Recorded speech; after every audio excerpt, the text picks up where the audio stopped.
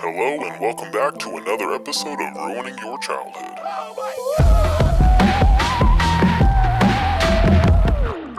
Welcome back to another episode of Ruining Your Childhood, one sculpt at a time. Now, when most people think of fairies from the Fairly OddParents, they probably imagine something cute, magical, maybe a little majestic. But not around here.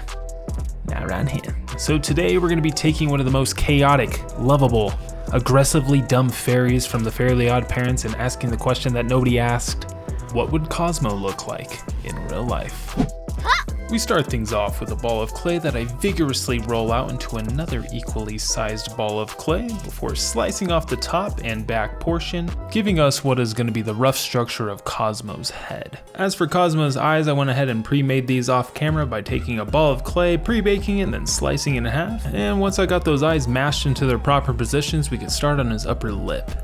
I went ahead and took a dank nug of clay that I shaped into almost a small duckbill shape. Placing that underneath the eyes, then using a small ball stylus, I went ahead and blended those edges in. As for Cosmo's eyelids, I went ahead and rolled out a nice thin piece of skin flap that I'm going to lay over top of the eyes. I still want to go for that bulging eye look, so we're just going to have it slightly covering the top. As for the lower lid, I went ahead and rolled out a little noodle of clay, laying that underneath the eye, slicing off the excess bit, and then I took a silicone sculpting tool to blend that in. Happy with the progress thus far, we could go ahead and move on to his nose. I started off with a small ball of clay that I tapered off on one end, getting us this nice little teardrop shape. After applying it to the face, I go ahead and take a small ball stylus, poking in his little nostrils, and then I could go ahead and move on to his mouth. Now, to make sure his horse-grade veneers are going to fit into his mouth, we're going to have to give him that look real quick, so I went ahead and pushed some clay back before taking these little pre-made teeth and shoving them in the mouth. How I got these teeth was actually just by cutting off the top part of a block of clay. It had these little ridges that happened to be perfect for making his big old teeth. And to keep those big old teeth in place, I went ahead and gave him a lower lip. I made this lip by just taking a worm of clay, sticking it on the lower part of his face, then using a silicone sculpting tool and some isopropyl alcohol, I blend it all in. Moving on to the side of his face, we're going to be working on his ears. Start off by taking a ball of clay, smashing it flat, cutting it in half, then applying those halves to the side of the face. And once I was happy with the position of those ears, I then go in with some ball styluses to draw in some inner ear detail. I then take my silicone sculpting tool, going over top of the eyes and his forehead to add some little wrinkles here and there just to give it a little bit more life. And once I was happy with how the face was looking, we could go ahead and pop it in the oven for its first bake. And with Cosmo back and feeling freshly baked, we could go ahead and start on his big old luscious head of hair. For this, we're going to be starting off with a big old loaf of clay that I pinch off toward the end. Once I have a nice rough shape, we could go ahead and slap that onto the top and back of his head. Taking my X-Acto knife, I give the front of the hair a little bit more shape before going in and just really making this thing look more like his hair. Now Cosmo's rocking one of those double-layered bang looks, so we're going to be taking our X-Acto knife, cutting a little section off the top and then pulling it up. With a few quick refinements, we're off to the most grueling part of the entire build, adding in all of these little hairs. Now there's multiple methods that you can use to add little hairs, but the one I like to use the most is taking the side of my X-Acto knife and just kind of layering it on top of each other like this. I feel like this technique does a pretty good job of giving the hair a natural layered look. Trying to be strategic when I'm laying these hairs down, trying to go from one place and giving him a natural looking cowlick. And by the end, we got this nice little head of hair. And to finish off his face, all we have to do is add his eyebrows. For this, I'm just taking a little rectangle of clay, doing the same little technique that I did for the hair, giving it a little bit of shape, and then applying it right above the eyes. And with his eyebrows in place, that finishes off the head, and we could go ahead and put it in the oven. But while that's baking, we're going to go ahead and work on the crown. For this, I'm just going to be taking a cylinder-shaped cookie cutter, then wrapping a thin rolled out piece of clay around it, slicing off the little excess bit. I then take the back end of my X-Acto knife to blend in that seam. And now that we got a little perfect cylinder of clay, we could go ahead and start adding the crown points. For this, I just take my X-Acto knife, making strategic slices here and there, connecting them at the top to get these little points, and then once we're done with that, we got ourselves a little crown, and we could pop it in the oven with the head, and with a little bit of movie magic and heat, we got ourselves a head and crown. We could go ahead and set the crown aside while we work on the body. I went ahead and pre-drilled a little hole that we're going to be inserting this little piece of armature wire in. This is going to help us hold that body together. I went ahead and bent the armature wire into a crescent moon shape, and now we can start bulking up the body. After coating that piece of armature wire in some liquid Sculpey, we're going to be sticking this little block of clay on it, giving it a rough shape. Now it seems like the fairies really only have a couple different poses, one being their arms and legs straight out, and the other one being this lazy lackadaisical floating position that we're going to be going for. I just feel like it fits Cosmo's personality the best. Now that we got the rough shape complete, we can go in and start adding his legs. I start things off by cutting a little chunk out of the bottom, then using the back end of my X-Acto knife to refine that shape. I pinched the front portion to make his little feet, and it was at that point I decided I wanted to make his legs and body separate. So after slicing off the legs, I went ahead and reshaped the body before taking those legs and then giving them a little bit more shape by taking the back end of my X-Acto knife, rounding off the legs, then using the very end to roll over top of the shoe. This gives it a little bit of separation from the pant and the shoe, and then I use a flattened out sculpting tool to go ahead and refine that shape. I went ahead and made the other leg off camera, and now we can put them back onto the body. The reason I did it this way is that way I could have a little bit more freedom when it comes to placing the legs. It just makes my life a little bit easier.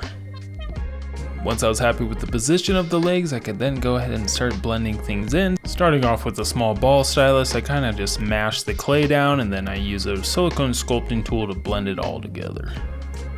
Happy with how those legs looked, it's time to separate the upper half from the lower by adding his shirt line. So I take the back end of my X-Acto knife, drawing a rough line that goes around the body.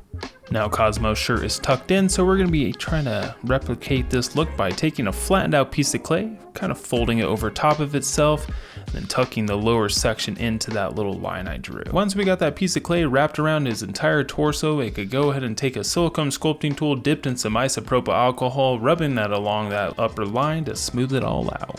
And to give the illusion of some wrinkles coming out from the bottom of the shirt, I'm just going to be taking that same exact tool, pressing it into the bottom of the clay, adding these little ridges. I also take a wedge shaped tool to the chest, adding little folds that go over his belly. Up next, we got his little tie. For this, I just cut out a little rectangle piece of clay, just applying that to the neck and then using my tool to blend it in. As for his collar, I just cut out little triangles, applying those underneath the neck and a little bit over top of the tie. Then I use a wedge-shaped silicone sculpting tool to blend it in. And with that concludes the body and legs, and all we have to do now is add his arms. For this, I'm taking a couple pieces of armature wire, coating them in some liquid Sculpey. I then take a flattened out piece of clay, wrapping it around the wire, pinching off the ends. I then slice off all the excess bits, and then using my finger, I go ahead and blend in that seam. I went ahead and made the other arm off camera, but I could go ahead and take those arms and shove those into the side of the body.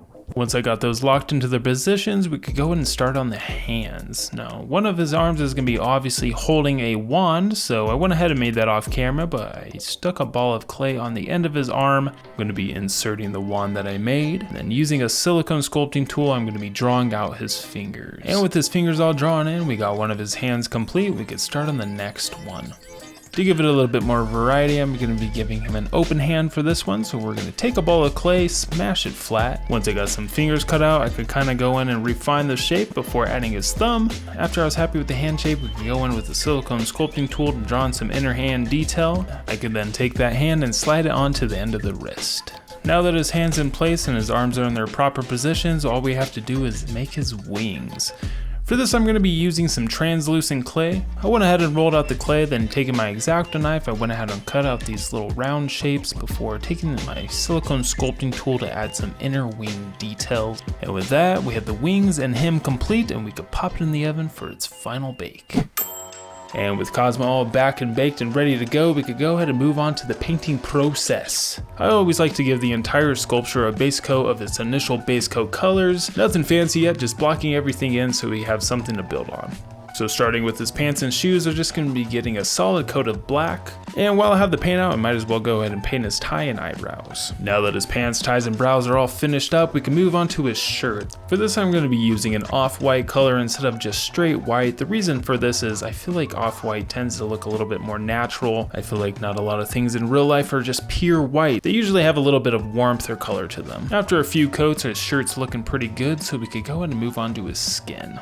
Now to make Cosmo's skin tone, I combine a few different colors here, starting with unbleached titanium. a little bit of cadmium red, and I finish it off with a color called dark flesh. This is one of my go-to mixtures for when it comes to making realistic skin tones. When I'm painting skin, I also like to water down the paint quite a bit and build it up in multiple layers instead of just slapping on a thick coat of paint. It takes a little longer, but it helps the paint to settle a lot smoother and cuts down on brush strokes. And with the skin finished, the last base color to tackle is his hair. I'm just starting with a more neutral green tone. This is just going to act as the mid-tone for what the hair is going to look like later. And while I got that same green mixed up, I'm also going to use it for the eyes. And this pretty much finishes up all the base coats, and since we're already working on the eyes, we might as well start here when it comes to adding detail. For the eyes, I'm going to go for more of a natural look, so I'm going to be lightening up the green as I get closer toward the center of the eye, and I'm going to be pretty much finishing it off with a very light lime green. I then take a small ball stylus, dipping it into some black paint, and then finding the center of the eye, then dabbing in that pupil. I was pretty satisfied with how the eyes were looking so far, so we could go ahead and just pause there, move back up to the hair, and start bringing some depth to this. We're going to be starting things off with a dark green wash, really slapping it on nice and wet, that way it goes deep into those cracks. After letting that wash fully dry, we could then go back over top of it with a dry brushing of a lime green to give him that signature neon hair that he has. Next, we're going to be making his skin pop a little bit more by adding some red washes. This is one of my favorite tricks to making sculptures feel more realistic. I start by brushing the red wash into areas where skin naturally has a little more color, like under the eyes, his cheeks, lips, around the mouth. It looks a little intense at first, but after letting it sit there for a few seconds, I take a cloth and wipe most of it off. It's one of those things where you really just gotta trust the process. Once I'm happy with how the red is looking, I go ahead and go back over top of everything with the initial color, but very watered down, and this just kind of helps everything set underneath the surface. I repeat this process a few times just until I get the color that I'm liking, and then I can move down and repeat the same exact process on his hands. To add a little bit more detail to his eyes, I'm going to be going around the outside surface with a pink wash just to make them a little bit more bloodshot. I also follow that up with a yellow wash just to give those eyes a little bit more texture. Now for some reason I don't think I filmed it, but I do also use that same yellow wash to go over top of his teeth. Now to make his shirt pop a bit more, I'm going to be using white over top of the highlighted areas and a little bit of a black wash to go underneath the arms to bring in some depth. Now I do like the translucent look of his wings, but I do feel like they need a little bit of color, so I'm going to be going over top of them with a light blue wash. And now that we got his body and head all painted up, all we have to do is paint his crown and wand. We're going to be starting off with a silver base coat first, and then we are going to be going over top of it with a gold. The reason for this is the gold that I have is incredibly translucent. It's like basically water, so I end up having to do multiple layers, but this silver helps the gold kind of pop and make it shine a little bit more. Yeah, look at this. Terrible. One coat? This thing takes like 15 coats. But anyway, once we get the wand and crown done, we could go ahead and make his eyes and teeth and lips a little bit glossy by using this super high gloss brilliant extreme Mod Podge. This is the stuff I use to pretty much make all of my things glossy. I also add a little bit to the shoes just to give a little bit of a separation between his pants and shoes. Now, part of me wanted to be lazy and just glue this straight onto his head, but in the cartoon it floats, so therefore we must make it float. For this, I'm going to be using some fishing line, and I'm just going to be super gluing these to the head and then also to the crown. And with that and a little bit of off-camera detailing, we're onto those JCPenney glamour shots.